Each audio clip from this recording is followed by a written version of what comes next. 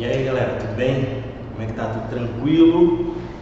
Saudações para você que está comigo, Marcelo Galvão, porque a matéria é história, exatamente, história. Estamos juntos, início de semana, né? Segunda-feira, final de semana, deu aquela relaxada, aquela tranquilizada na mente, tá? Mas agora é para valer, tá? Estamos aqui na segunda, muito conhecimento, muito estudo para nós, tá? Detalhe sobre o que nós estamos falando. E nas aulas anteriores nós estamos falando de Brasil, né? Falando sobre o período joanino. Dom João VI veio com seus coleguinhas para o Brasil, né? Então tínhamos 10, 15 mil amigos íntimos. É verdade, né? Outra coisa, falamos também sobre a Revolução Liberal do Porto, falamos das insatisfações de alguns estados com relação ao período joanino, né? É exemplo a Revolução Pernambucana de 1817. Falamos também sobre a volta de Dom João VI a Portugal e falamos também sobre o processo de independência do Brasil, né? Começando no dia 7 de setembro de 1822, quando finalmente o Brasil se liberta das amarras de Portugal, tá? É isso aí, tá? Então, Brasil independente, bacana, né? Interessante isso aí. Por quê? Independência para quem, né? Para quê? Não, falamos isso na aula anterior. Quem se beneficiou com esse processo de independência, tá? Mas hoje a gente vai falar sobre algo interessante, chamado a Constituição Federal, né? Constituição Federal, o que é isso? A Constituição Federal, pessoal, nossa, o Brasil é a lei magna, né? É a lei máxima, é aquilo que vai nortear, nos dar a direção do que realmente é, tá? Do que realmente é a lei, né? As outras leis, direito civil, direito penal, tributário, direito trabalhista, de certa forma ela sai dessa espinha dorsal que é a Constituição Federal.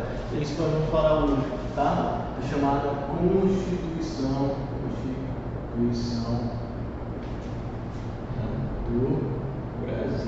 Constituição do Brasil, tá? Pessoal, a primeira Constituição do Brasil, então, meus amigos, é o seguinte, meus parceiros, a primeira Constituição do Brasil ela é de 1824, tá?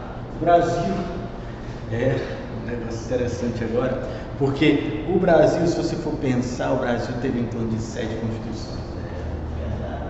Então vou anotar aqui, ó, para você lembrar que seriam, para lembrar, tá? A primeira Constituição Federal, a primeirinha, tá? A primeira Constituição, vou abreviar aqui, tá bem? Primeira Constituição, tá abreviado, tá? Do Brasil, abreviei também, é de 1824, tá? Ela foi outorgada, vou já explicar isso aí, por Dom Pedro I, beleza? Foi outorgada por Dom Pedro I. E as outras constituições, pessoal? As outras constituições do Brasil, ela é de 1891, da República, né? No período da República. Nós tivemos outra constituição em 1934, né? Já na era Vargas, né? Teve a revolta constitucionalista, né? É verdade, e aí sim que os paulistas reivindicavam uma Constituição durante a era Vargas. Tivemos a Constituição de 1937, que também foi ainda na era Vargas, com o Estado Novo, né? O Estado Novo, tá? Quando termina o governo Vargas, em 1945, em 1946, outra Constituição, olha aí, olha as datas, você vai anotando aí comigo. 1824, a primeira com Dom Pedro I, certo? A primeira com Dom Pedro I. Tá? Em 1891, tá?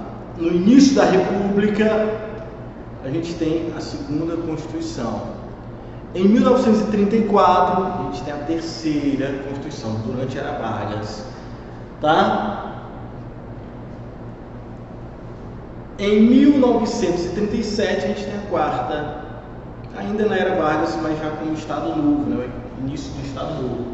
Em 1946, quando encerra a Era Vargas, né? A gente tem os governos ditos populistas, né? A gente tem outra Constituição. E em 1967, tá? Já na ditadura militar, nós vamos ter uma outra Constituição Federal. Beleza? Então, anotaram aí as datas: 1824, 1891. Aí dá um salto: 1934, 1937, 1946 e 1967. Então você vai ter essas constituições aí. Tranquilo? Ficou claro para ti? Beleza. Então, olha, né? Detalhe, né? Detalhe aí, tá? Para você, tá? Vou só deixar aqui mais escuro para ti, para acho que ficar um pouco claro, tá? Mas eu vou colocar em azul logo, tá? Dom Pedro I, beleza? E o que é isso aqui, ó? Outorgada por Dom Pedro. O que significa isso aí? Significa que ele impôs isso. Ele impôs. Ele disse assim: olha, a Constituição é minha, vai ser do meu jeito. Por quê? Em 1823, logo após, né, as guerras de independência ainda rolando tudo, né, ele convocou uma Assembleia Constituinte. O que é uma Assembleia Constituinte? É quando os parlamentares se reúnem para elaborar uma Constituição. Tá? Isso ocorreu em 1988, tá? Quando os parlamentares se reuniram para elaborar uma Constituição para o Brasil, tá? A Constituição cidadã, na verdade. Então, o que nós temos aqui? O seguinte: só que quando esses constituintes, em 1823, elaboraram uma Constituição, tá, com princípios de liberdade, né? Liberdade, é claro, não para escravo e nem para índio, né? Mas liberdade para os iguais, a elite branca, né? Limitando o poder real, o problema aí, né? Limitando o poder real, tá? Então, dando mais poderes ao parlamento. Dom Pedro não gostava disso aí, não, tá? Então, o que ocorre? Ele fecha a Assembleia Constituinte e diz: eu vou fazer uma Constituição. Se você não sabe de nada, quem sabe sou eu. Eu vou fazer uma Constituição. Bacana. Ele tentou e fez. Em 1824, ele outorgou, impôs uma Constituição. E nessa Constituição de 1824 tem um detalhe interessante, tá? Lembra lá daqueles princípios lá de Montesquieu, tá? Ok? Então eu vou colocar aqui para você, ó, o seguinte, ó. Na Constituição, vou abreviar aqui, você coloca o nome Constituição, tá? A Constituição do Brasil de 1824, tá? Tinha isso aqui, ó. Tinha o Poder Executivo, tinha o Poder Executivo. Olha aí, ó. Os princípios de Montesquieu. Poder Legislativo. E ainda tinha outro poder, o terceiro poder, como é o poder judiciário. Olha aí. Bacana, né? Ficou legal, né? Essa Constituição. Um detalhe: Dom Pedro criou o quarto poder, verdade, chamado Poder Moderador.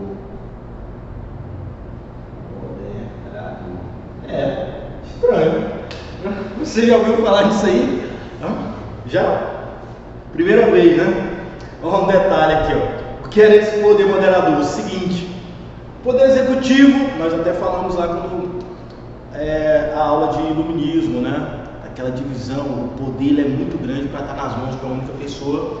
Então Montesquieu propôs a o poder ele ser quebrado, ele ser partido em 3 grupos: o poder executivo, né? Aquele que vai estar dando as ordens, fazendo a execução das leis, das normas, tudo. O legislativo, aquele que vai criar as leis, né? Ser esse fiscal. O judiciário, que vai fiscalizar os outros 2 poderes, né? Então, é um poder equilibra o outro, aquele tripé, né? Tripé, se você tirar o tripé de alguém, né? Ele cai, né? Então, vamos lá. Mas Dom Pedro I disse: olha, isso aí é bom, mas eu quero um quarto. E o quarto poder é o seguinte: o poder moderador, anota no teu caderno, tá? Ele era exercido pelo imperador, só o imperador.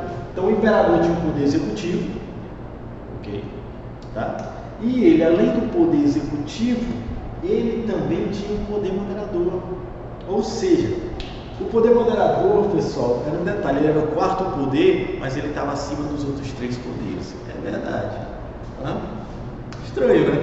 Ele é o 4º na criação, na eleição. Mas esse poder moderador é um detalhe. Ele estava acima dos outros poderes. Ou seja, ele estava acima da própria lei.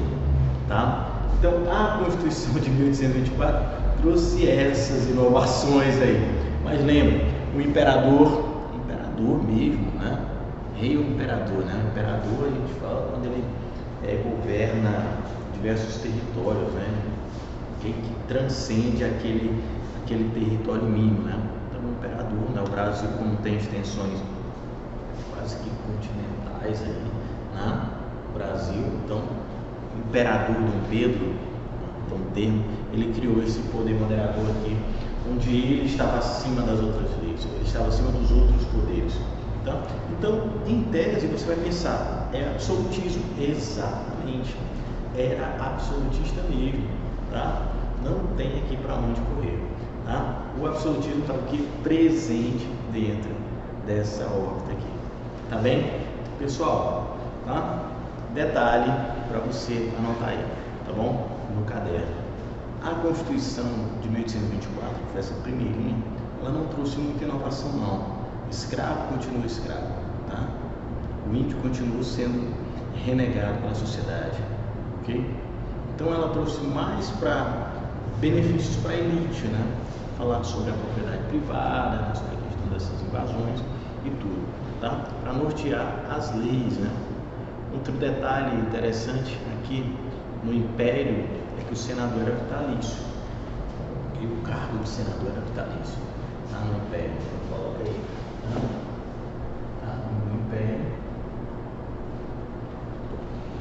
o cargo de senador era vitalício, tá? Era diferente de hoje, né? Atualmente, né? É diferente. Isso aqui é diferente. Vou colocar aqui para você entender melhor essa relação aí de vitalício. É diferente de hoje, né? Diferente. Tá? Ok? Vou colocar até de outra cor para você entender. Ficar bem fixado isso aí. Tá? No Brasil, ó. Atual. No Brasil atual. O cargo de senador é ocupado por 8 anos. Bacana? Olha, no Império o cargo era vitalício, o cargo de senador, no Brasil, né? Ok? E no Brasil atual o cargo de senador é ocupado por 8 anos. Beleza? Olha, é diferente, né? É um cargo eletivo? É um cargo eletivo. Tem que ser votado? Tem que ser votado. Né? O senador ele é eleito pelo povo. Tá? Cada estado tem direito a 3 senadores. O Acre tem 3 senadores, o Maranhão tem 3 senadores. Tá? Bahia tem 3 senadores, São Paulo tem 3 senadores. Tá? Então, todo 81 senadores que o Brasil tem. Ok? E o senador, tá? Ele é um cargo eletivo. Tá? Ele é um cargo diferente dos outros, porque enquanto que os outros cargos são 4 anos, o de senador no Brasil é 8 anos, tá? Então ele ficou 8 anos ocupando aquele cargo eletivo. Diferente da época imperial, onde ele era, enquanto ele tivesse vida, ele era senador. Tá bem? Pessoal, ficou claro aí? Brasil e as suas constituições, mas a Constituição de 1824 tinha um detalhe, qual era? Chamado poder moderador. É um poder que estava acima dos outros poderes. Tá? Mas a gente se vê, está só começando a semana, está só começando falando do que vem por aí no mundo Arteserion. Dá um like na aula e a gente se encontra nos próximos vídeos. Beijão, tchau, tchau, fui!